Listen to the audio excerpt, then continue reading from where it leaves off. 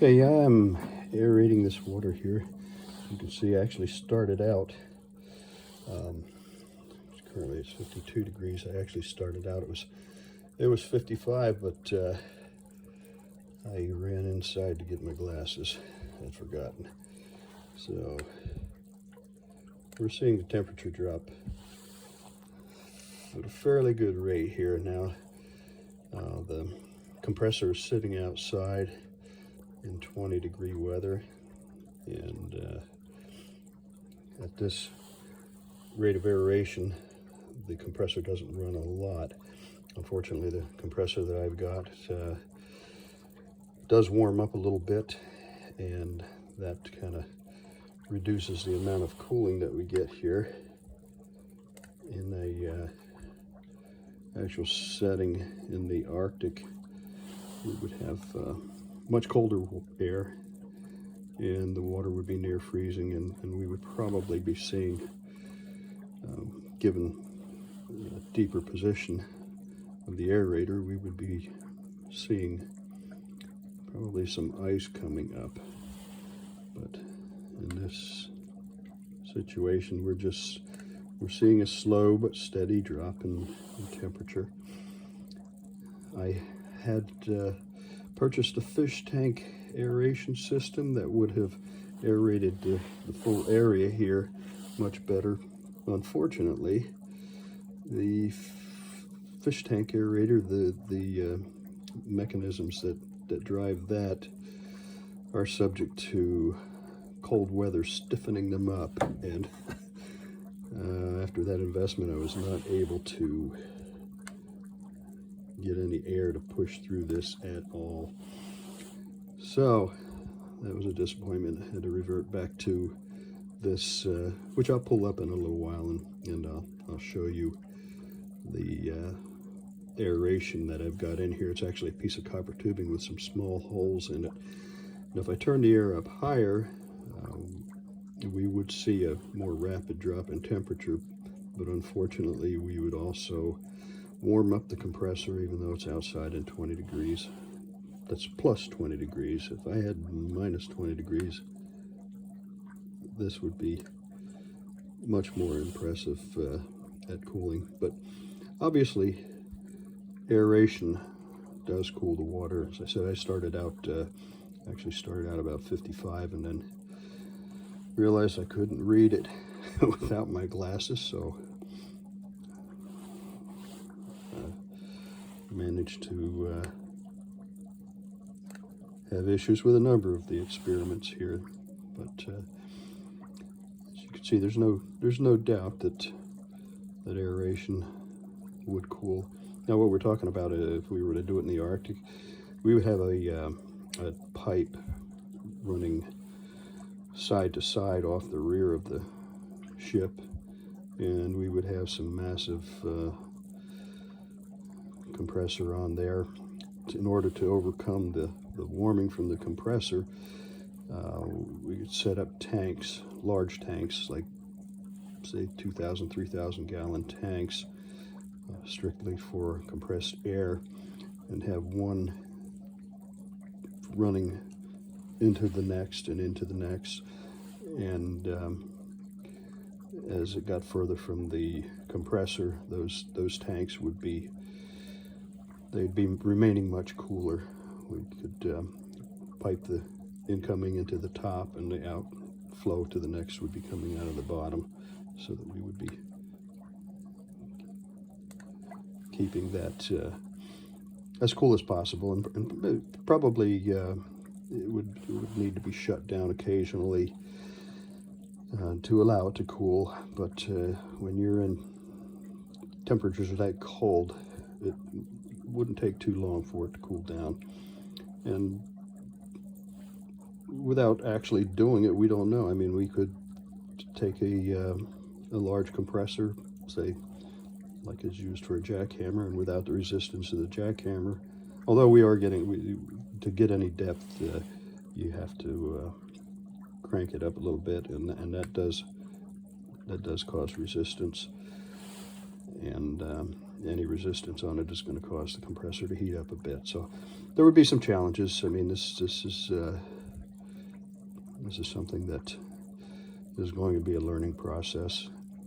I do think that the snow making equipment on the back of a ship, you would have to be back far enough away from the ship that the ship wouldn't be taking on freezing water and making a hazard there for anyone doing the work.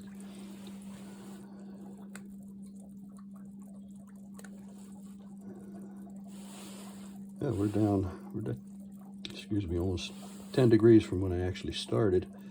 So if this doesn't prove that aeration can cool surface water, then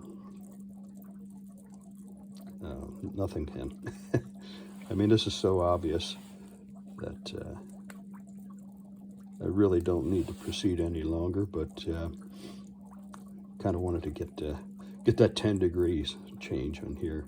And fortunately, my compressor has not been kicking on, so if I was to continue to bore you to tears with this, we might actually be able to get it down to 30 degrees, but I don't see any point in doing that. Hey, we're almost down to that 10 degree below where I started. I would really like to get a much larger aeration system off the back of a boat somewhere up north. So if you're up north and you're listening and you have the ability to take something out there, I mean, take a piece of copper tubing, say 8 feet long, and drill a tiny hole every few inches on it and get your compressor out there. Some large tanks to oh yeah, we exceeded it.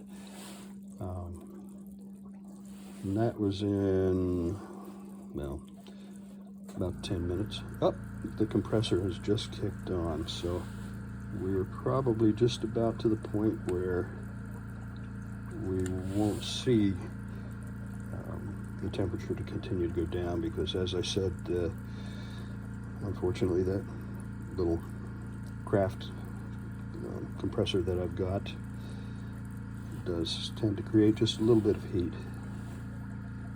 So we'll go one more time here, because here's the length of the hose that's still in the 20 degrees. Oh, it shut off already, so we may not get a lot of heat out of this. But let me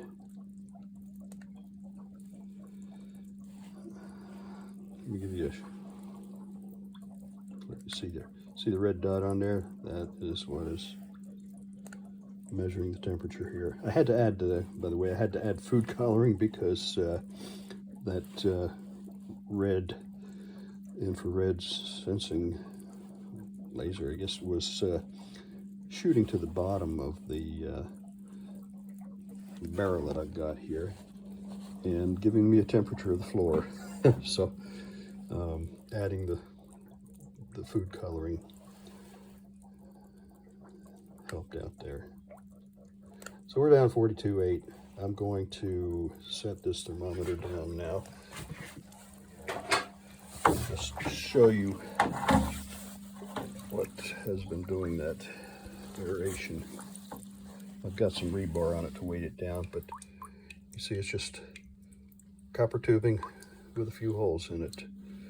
And I said if we had a large compressor up north, much cooler. Oh. Here they come. As I say, I thought for a second there something had defected on me. One more time. All right, thanks for watching, and hopefully we can get somebody further north here, preferably up in the Arctic Circle, and actually show that we can produce ice and begin to increase our albedo effect up there. I'm willing to bet if $1 billion was invested up there, we could create quite a bit of ice in 1 year. Really impressive amount, somewhere in near the 100 square mile range, and more. More money we put in there, the more we're going to get out of it. That's the truth with everything. But thanks for watching.